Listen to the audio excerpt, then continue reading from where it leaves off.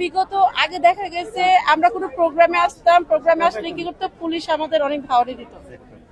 আমরা কি করতাম, দৌড় দিয়ে এক গলি বা কারো বাসায়, কারো দোকানে, কারো ফাস্টফুডে যে আমাদের পলাতে হতো, বা আমাদের বাসায় যে হুমকি দিত যে বাসাতে যদি বেরোই বা তাহলে তোমাদের হাজবেন্ডের খবর আছে বা তোমাদের সন্তানের খবর আছে, স্কুলে যেতে পারবে না। আমরা কিন্তু কখনো ওই জিনিসটা দেখি নাই, কারণ আমরা কখনোই স্বৈরাচারের বিরুদ্ধে সবসময় ছিলাম, এখনো থাকবো, তখনও রাজপথে আছি, এখনো থাকবো। কিন্তু এখন আমাদের মনে হয় যে বিগত 17 বছর পর লিডার বাংলাদেশ আসার পর আমরা একটু শ্বাস নিতে পারছি, আমরা শৃঙ্খলাভাবে ঘুরতে পারতেছি, স্বাধীনতা পেয়েছি। নারীরা কিভাবে স্বাধীনতা পায় আমরা বিগত 17 বছর পর বুঝতে পেরেছি। গোটা দেশের মানুষ, আপনি একটা জিনিস সিম্পল আমি বুঝাই, আজ পর্যন্ত আপনি দেখছেন কোন প্রধানমন্ত্রীর সামনে গাড়িতে যে বহরের সামনে যেতে পারছে? কেউ পারে নাই।